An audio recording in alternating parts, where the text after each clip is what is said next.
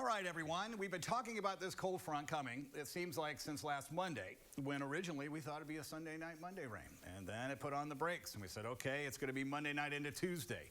This is renegade rainfall well ahead of the front. The front is coming through. It'll be tomorrow afternoon. So we've got another very warm August day. Average high temperature is 83 degrees. That would be nice if this was an average August. But as you know, temperatures much higher, humidity is much higher, and I hate to tell you, but this southwest wind tells us the front's not here yet, so we're going to warm up again.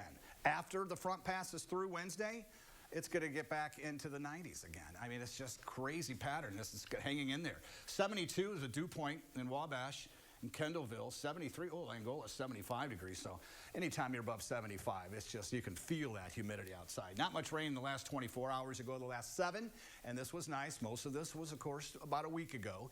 When you look at the water vapor imagery, this area of orange, well, that's kind of nice. That's a drier air aloft, but you can start to see the moisture start to move in from the west, and that's going to aid in the development of some stronger storms. Now, Storm Prediction Center tomorrow wants to give us a little bit of a chance. Like, I'd say half of the viewing area could see some gusty winds with this. Is hail a possibility? Always in August when those storms reach tremendous heights. Now, we get into Wednesday evening. That's when the front really is going to be sliding through. So again, this is how it looks when you look at the possibility of severe weather. When it comes to flooding, and there's a lot of moisture in the air mass, tomorrow as that front approaches, you can see we're in between systems, but once they start getting their act together, Mother Nature starts stirring up the atmosphere, and she could drop and unload some pretty heavy rainfall, short amount of time. And then we'll get into Wednesday, and we'll start to see that slide to our south. So here's another picture, and you get an idea. That's the front, tonight's rainfall. And as you look at Tuesday, this is evening, there it is, knocking on the door.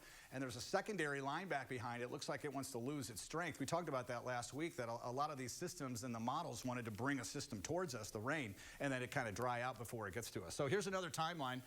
Here's this evening. A few isolated showers are possible, mainly to our north and northwest, as we get into Tuesday, and there we have it. So the front has really put on the brakes still. Instead of a Tuesday afternoon event, this is more Tuesday night into Wednesday. So there's your midnight hour. Still, the rumble of thunder might be heard. Heavy rainfall. If you got yourself a metal roof, enjoy the sound of that. Nothing like that. Here is our trough. Now, when a troughs move through, especially the north, that's the power behind sweeping that cold front through, and you'll start to see that line all the way from Oklahoma up until the Great Lakes. So that's the rainfall as it slides through. Unfortunately, we're going to warm back up again as we get into next week. The numbers are not kind to us, and here's the 7-day forecast. So again, with the rain moving in tomorrow, it doesn't want to show it on this. Trust me, it's there, but the temperature's back in the low 90s. Say it isn't so.